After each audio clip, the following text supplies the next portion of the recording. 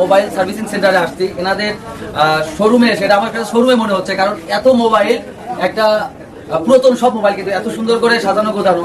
তো এই রাজারহাটের এই প্রতিষ্ঠানে এসে খুব ভালো লাগছে। আর সবচেয়ে বড় কথা হচ্ছে, 2-1 জন যদি আমাকে চেনেন, আপনারা অবশ্যই এনাদের দোকানে এসে ভিজিট করবেন।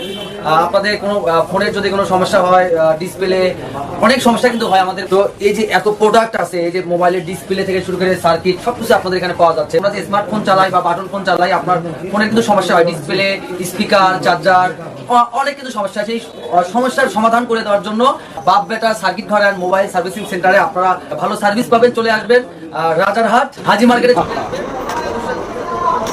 ফলোয়ার নাম ফলোয়ার সবাইকে আমার পোস্টে গিয়ে কমেন্ট করবেন যে ভাই বাপ বেটা সার্ভিস ঘরে মোবাইল সার্ভিসিং আমরা ভালো পাই নাই, কমেন্ট করবেন, ভাইকে আমি সরাসরি ফোন করে বলবো যে ভাই সার্ভিসিং ভালো করতে হবে।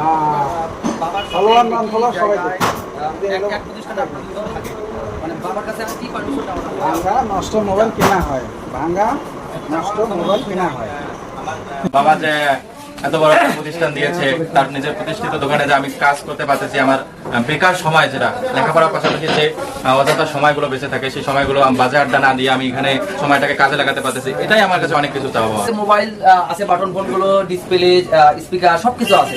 মানে এটার বাইরে নতুন ফোন কেনা, মানে বিক্রি করার কোনো আশা আছে নাকি? নতুন ফোন বিক্রি করার সেটা ভবিষ্যতে চেষ্টা করবো, যে যেন দোকান আস্তে আস্তে ধীরে ধীরে যখন বড় হবে তখন আর কি নতুন ফোন বিক্রি করার চেষ্টা করব। তাছাড়াও এই দোকানের একটা মূল উদ্দেশ্য আছে, নষ্ট ভাঙা যে ফোনগুলো আছে, ফেলে দেওয়া ফোনগুলো, সেগুলো কিন্তু ক্রয় করা হয়।